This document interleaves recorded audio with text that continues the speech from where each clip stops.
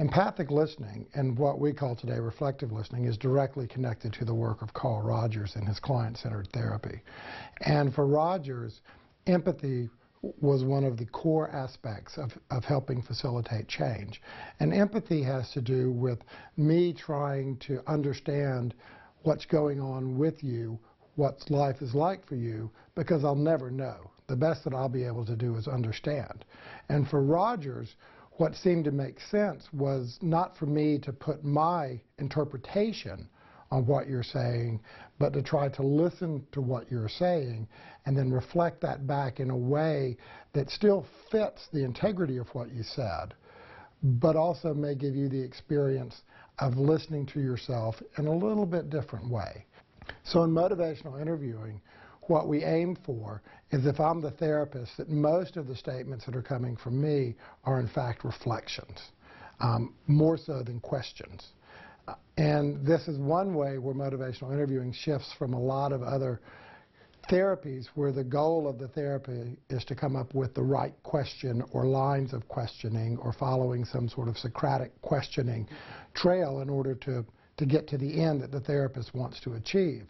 Where in motivational interviewing, we strategically utilize reflective listening or empathic listening in a way in which we're working with the client, paying attention to what they're saying, trying to understand what they're saying, and reflect back on what it is we think that they mean. Let the person know that we're really trying to understand and listen to what they're saying. We want to utilize the reflections almost like we would a question. And one of the interesting things is that the more empathic and the more complex or deep the reflections are, the more people tend to respond by disclosing more information. And using reflections, we can help guide the session, whether it's exploring and resolving ambivalence or reflecting back what somebody has said about their predicament or about changing it or about not changing it. But it gives a more personalized feel to the interaction. There are two different kinds of reflections that we utilize in motivational interviewing. One of them is a simple reflection where we just repeat back what somebody has said. We don't really add any additional meaning or emphasis on what they've said. It's more of an affirmative or just to let them know that we heard what they said. Another one is what we call a complex reflection. In a complex reflection, what we try to do is we try to have some particular emphasis with it, which we might utilize in paraphrasing or rephrasing what somebody has said, using simile, analogy, metaphor, in a way in which it offers the person not a different interpretation of what they said, but maybe a different way of taking a look at it. One of the most common reflections that I hear utilized in motivational interviewing, and that I probably do quite often, is what we call a double-sided reflection. And in this reflection, what we want to do is we want to reflect both sides of an issue.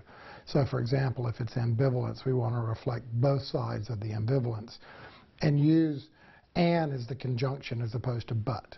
Because typically on the one hand we're looking at one thing, but on the other hand we're looking at the other, and the "but" negates what came first.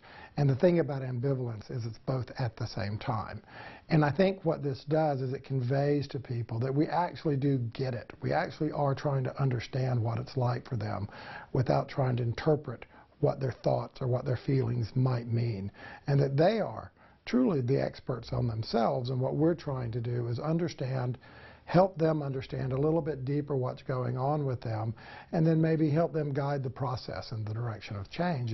And we've just found that reflective listening or accurate empathy can be a key element in facilitating not only a good relational foundation, but actually facilitating movement towards the direction of change.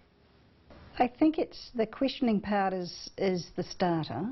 The reflection is the follow-on skill, and that's where you can take it where you want it, you know. So that's where you begin to direct it in a sense. You begin to explore with them things that they have told you, perhaps things that have been hidden to them before, things they're unaware of.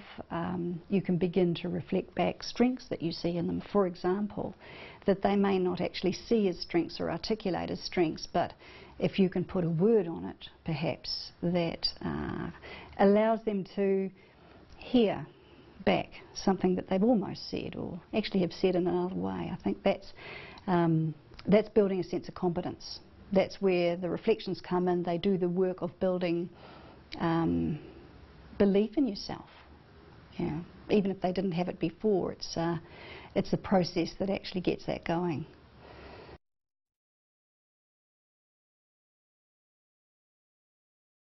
Could you tell me a little bit about how much you're drinking and what's going on for you? I guess I'm probably drinking about 3 to maybe 5 bottles of wine in a week. Yeah, I guess it just kind of eases the pain a little bit. Okay, so you're drinking to ease the pain? Mm-hmm. Okay. And between 3 and 5 bottles a week? Yeah, sometimes okay. more than that. Sometimes more than that. Mm-hmm.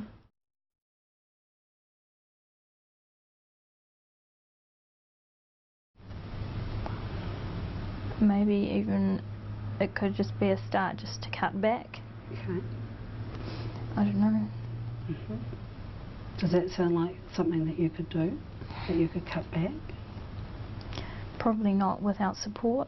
Okay. What sort of support would you want to do that? Or need to have to do that? Well, I mean, it's hard for me because I'm a solo mum. It's just me and Riley at home. Don't have a partner. My sister's got her own career and her own family. My mum's in a new relationship as well. So I guess, I don't know, I just kind of feel like I'm here by myself. And it's me looking after my son. But I'm kind of like a child as well. Okay. I mean, I can't be responsible for a child if I can't be responsible for myself. So I think maybe I need like an adult type figure. I think what I'm concerned about is what I'm hearing you say is that, you know, you have your child at home, but you feel like a child, and that you don't have any reserves left to support yourself through this. So it sounds like, and I think this is like many people, you're in two minds. You know, there's part of you that goes, I'm going out, I'm having some drinks, I'm going to have fun. Yep. Awesome. There's part of you as well that goes, well, do I actually, I might stop and think about this for a minute, you know, because of this and this and this. But then it's kind of like, oh, nah, I'm just going to go out. Yeah. And that's, you know, a really normal, I think that's what happens for people when they're thinking about changing something or not changing something, you know. I haven't got little nuggets of where I could go. I've just got like this feeling that I should go. Okay. Somewhere. Yep. So part of you knows you need to go somewhere different, but the direction doesn't seem to be that clear at the moment. Yeah.